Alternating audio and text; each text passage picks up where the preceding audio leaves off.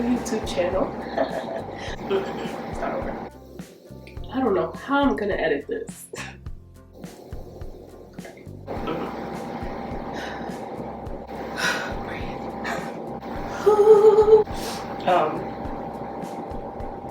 Okay, anyway, and okay, no. Alright, goodness. Okay, let's start over. Hey bud, let's get so creative. Let me introduce myself because this is my first ever YouTube. I am a florist from Harlem. My name is Sanel. You can call me Sunny for short. And I have my own creative floral decor company called So Creative Decor Designs. We offer many services. We offer floral decor for weddings and events, any parties, any special occasions, really for any reason. And we also provide flower arrangements and flower bouquets for delivery and pickup in Manhattan. Amongst other services, we also host seasonal flower arranging and wreath making workshops. So check out my website for more details on all of the services that we provide. Also check out my Instagram, So Creative Decor. I created this channel because I want to be a source to everyone that loves flowers.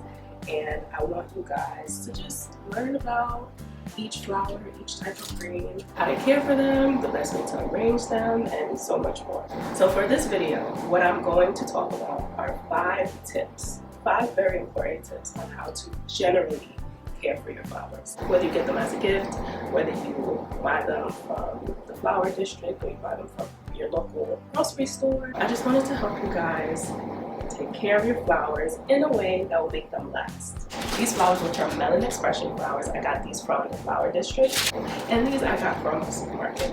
So let's get them in water because they've been out for a while. That's no bueno.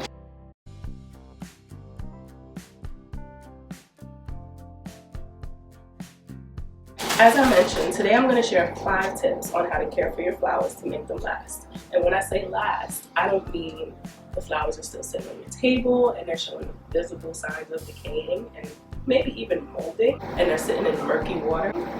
No, that's not what I mean by making them last. What I mean is that your flowers are aging gracefully.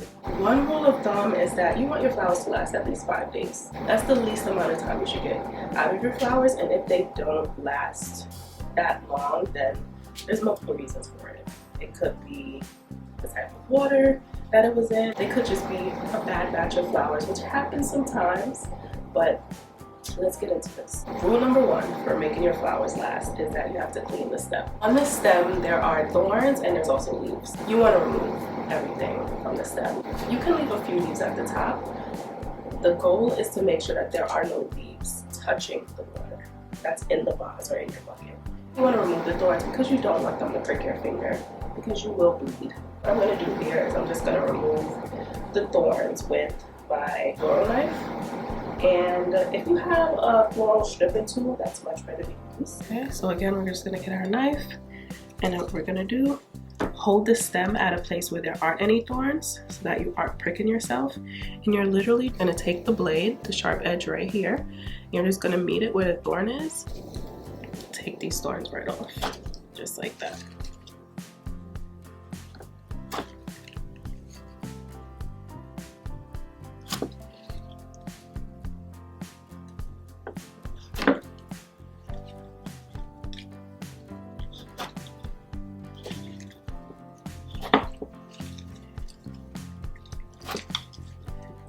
Now again, if you are someone that has flowers in your house often, I would recommend you investing in some tools so that it's easier for you to care for your flowers once you get them home. And my stem is all clean, and now we're gonna put her back in water. When I took my first floral design class here in New York City, I remember the instructor told us to remove all of the leaves from the stems. And I was like, no, I like the way the greens look. It's a part of the flower. It's so beautiful. Why would I get rid of it? And as I kept some of the leaves at the top and I started creating my arrangement, I realized that the leaves were getting in the way of my design, and I just ended up removing them all. But if it is your desired look to keep some of the leaves on there, do it.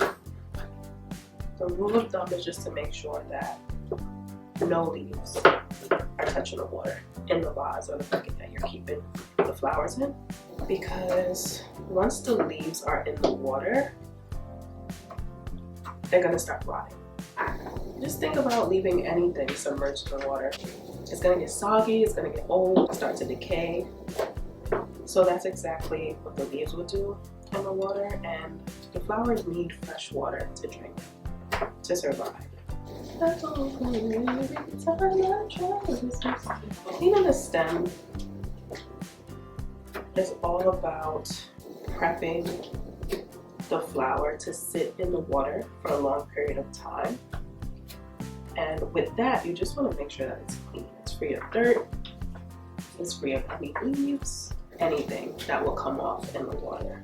Another reason why you want to remove all of the leaves is because the stem acts as a straw to transport the water to the petals. And the petals are what we like most from the flower, right? We pretty much buy flowers because they're pretty, because of the way that the petals look. So since the stem acts like a straw, let's say that this is sitting in water, what it'll do is the water would be sucked up from the bottom of the stem, and it'll go up, it'll go up, it'll go up, it'll go up, and naturally it'll feed whatever it needs first. We don't want our water to go to the leaves first. We want it to go to the petals. We want it to go straight to the petals. So that's another reason why you should remove all the leaves, because the flowers need to be hydrated. Most likely the flowers were out of water for a period of time and they're super thirsty. So you just want to make sure that it's getting the water that it needs as soon as possible. So if it's not in your plans to use the leaves as a part of your design, then just remove them, because you want the water to have an express route straight to the petals. When it comes to the tools, the shears are what you would use to cut your stems. And I recommend having a pair of shears for your flowers and then one for your credos, your woodier stems. Because the woodier stems, they may strip the blade. Also, when you're using eucalyptus, there's a residue that comes off on the blade, and you don't want to transfer that to other stems. So I would recommend having two different shears, one for your woodier stems and one for your regular flower stems. Scissors, because you want to cut the rubber bands, you want to cut the flowers out of the plastic that they're in. Have a pair of scissors just to cut rubber bands and packaging.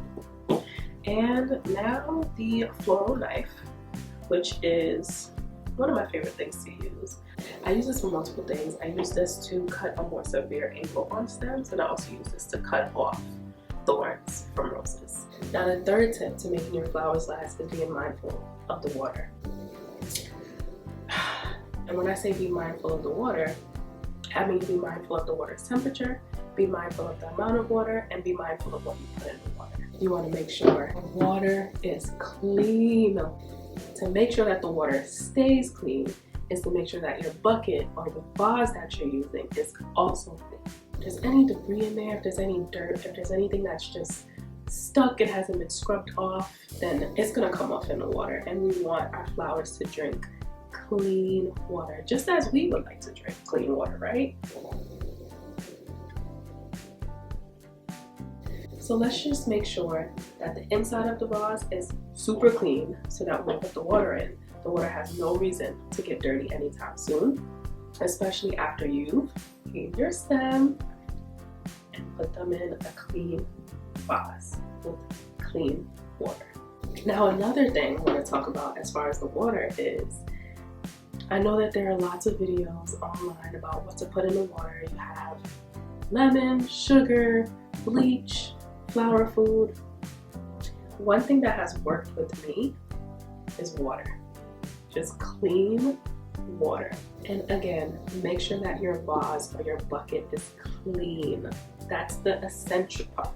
Now, outside of just water, what else has worked for me has been bleach. You have to be very careful because bleach is toxic and you don't want it to get on your skin and you don't want to use too much of it. So one thing that I've done is I've gotten a little spray bottle, and you probably can't see it, but it says bleach on it so that I remember that this is where my bleach solution bottle is. So in here I put about 1/10 of bleach and filled the rest with water. And what you would do with something like this is you would have your clean vase and you would spray the inside of it with this bleach solution that's already diluted. I would say about like 5 to 7 sprays, and you will fill the rest of the vase with water. The third thing I would say to use is the flower food. So most floral foods have some antibacterial agents in them. So that's another reason why bleach works, because essentially if you're putting anything in the water, you want to put something into the water that will aid the water in not growing bacteria. So floral food or bleach are the 2 things that I would use. I've tried lemon, I've tried sugar, I've tried a mixture of lemon, sugar, bleach, you know, however you have it. I've tried all of those things, but what has worked best for me is a clean vase. I can't stress this enough. A clean vase so that you can put your clean water into it. And if anything, add a little bit of the floral food or your bleach solution. One last watering detail is that there are some flowers that benefit from being misted. Flowers like orchids, ferns, and a lot of tropical plants like to be misted. And when you mist flowers, you're taking a spray bottle with regular water and you're misting them at a distance so that the bloom and the petals can get that extra moisture. We are already at tip number 4. I don't want to leave you guys yet. Oh my gosh. Number 4. Cutting your stems. So when it comes to cutting your stems, a general tip is to cut it at an angle, a 45-degree angle. So with these flowers that are already in water, I did already cut them at a 45-degree angle, and you can see it here. And this is where I use my shears. I use my shears to cut this at a 45-degree angle. So I take these, open them, and then I just cut it. Can you see? Cut it at a 45-degree angle. There you go. And that is because you want to have enough surface area so that the water, oh, I see why influencers do this thing with their hand. You want the stem to have enough surface area exposed so that water can be sucked up through the stem. So that is how you cut your flowers, generally at a 45-degree angle. I always think it's a good idea to cut your stems underneath water. So if you have a tub or if you have a bucket like this, you can take each stem, put it inside, and take your shears and cut the stem inside the water. That way the stem isn't exposed to any air bubbles and water can just be transported up through the stem faster. And the reason why we cut the stems is because typically when you buy stems, they may already be cut or they may not, but either way, if they have been previously cut or they haven't been cut at an angle, you want to get the stem a fresh cut so that the end of the stem is not dry and old. So a rule of thumb would be to cut your flowers at a 45-degree angle. However, if you have a stem that is hollow or if you have a stem that has sap coming out of it, you should cut those at a straight angle. So if you have a daffodil or if you have a poppy flower, those should be cut at a straight angle. I also read that there is a technique called smashing the stem, and that is something that, from my research, is no longer recommended. And that is because once you smash the stem, you're pretty much destroying the membrane of the stem, and the stem wouldn't be able to function and absorb water as best as it could. All right, now tip number 5. I can't believe we're at tip number 5 already. I am not ready for this video to end, and hopefully you aren't either. So tip number 5 is just making sure that your flowers are stored in a cool area. If you have a room that's cool, or if you have a room where the AC is on, that's probably best. If you don't have a cooler, keep your flowers stored in a cool room that's between 45 to 55 degrees, and keep your flowers away from direct sunlight or any heat source. Those are the best things to do to store your flowers. And before we go, the bonus tip that I have for you guys, and this is probably the most important tip to make your flowers last.